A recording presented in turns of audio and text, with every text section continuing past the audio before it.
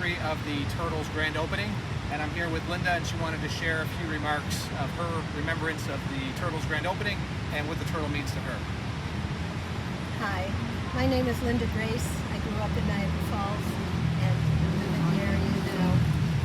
I attended opening day in May of 1981 with my young daughter and my husband George, and it was the most exciting day that Niagara Falls had seen in so long. It was, we had watched in awe as the turtle was being built, and in fact friends of ours worked on the turtle, and I have one friend who talked about building the girders and seeing the concrete being poured, and everyone who worked on it was so very proud. It was the day of the opening was just wonderful. It was so exciting. People from all over the, two countries and all over the world who came to see it. It was exciting with dancers and caravans of people coming across the marketplace. And I want to point out that I'm wearing a soapstone turtle that I bought that day in the shop, standing in line, and I still have them and wear them proudly.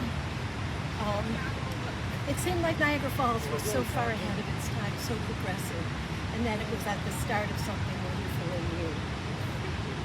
But the turtle was ahead of its time, and there were economic forces and other forces that spent a lot of effort to take the land and the turtle away from the people.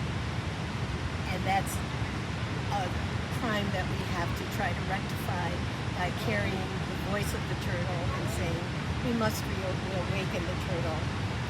In 2016, 35 years after the turtle opened, and to about 20 years after it closed, I started to write a novel called Niagara, which I've since published and came out in 2016. But as I was writing about characters living and working in Niagara Falls and going about their daily lives, a topic kept coming up, and it was the turtle. As people talked about the city and what they cared about, the turtle actually became a character in the novel.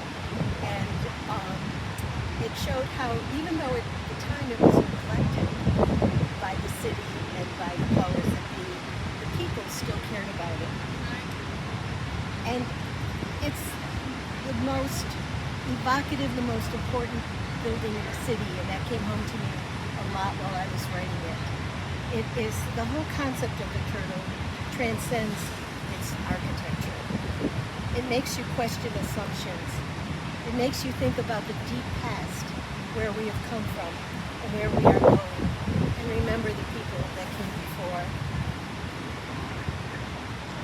And so now, as we stand here on this 45th anniversary of Ursuline, we just have to remember how important the turtle stool is in our hearts and our souls, because it belongs here, and we have to do everything we can to reawaken the turtle. Hi, it's the 45th anniversary of the Turtles grand opening, and I'm here with Seamus Hawk, just asking, what would a reawakened turtle look like for this community in your eyes? It would look like a wonderful revitalization of communities from all over the world that come right to a wonderful place like Niagara Falls, USA, to congregate and learn about the heritage, culture of those who came before us, and the land that we all have to appreciate and admire.